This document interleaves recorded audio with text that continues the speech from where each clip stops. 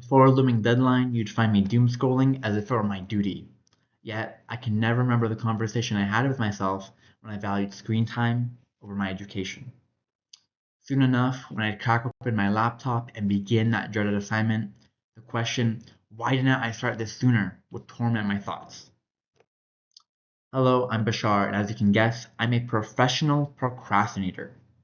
Undoubtedly, procrastination can make people dig themselves into a hole. It's no surprise that my kind are assumed to be lazy, undisciplined, anxious, and dissatisfied. That begs the question, why do so many of us procrastinate? Well, we have our neurochemistry to blame. The limbic system is a predominant brain structure that instinctively craves mood repair. Conversely, our prefrontal cortex, responsible for planning and making conscious decisions, is less developed. So, the moment we lose focus, our autonomic limbic system takes over, chasing instant gratification.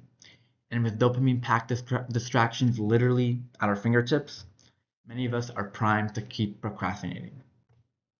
However, feeling guilty about procrastinating can fuel a vicious cycle, as that guilt creates a negative emotional state that we often try to escape by further deferring our responsibilities. So, rather than trying to outwit our neurochemistry or shame our actions, I believe we should embrace procrastination for our success. Let me explain. We commonly think of procrastination as a passive process when we unintentionally put off our commitments. But there's also active procrastination. This refers to a deliberate delay of a task in favor of some other purposeful activity. For example, I intentionally delayed writing my script for this performance since last week. In the meantime, I found the motivation to go to the gym, apply for a scholarship, shop for household groceries, replace a broken washing machine, complete music theory worksheets, and even pick up an extra shift at work. And when the time came to write, I was far more focused than if I had started earlier. In other words, that delay wasn't wasted time, but a strategy. So, while procrastination is often characterized as a dysfunctional trait, active procrastination can be a lifestyle for growth, productivity, and balance. By intentionally delaying work, we give our minds time to incubate or unconsciously process problems. In an Ivy League experiment, a group that had only 5 minutes of incubation playing Minesweeper generated new business ideas that were rated 28% more creative than a group that generated ideas immediately. Evidently, active procrastination can cultivate divergent thinking and more novel insights.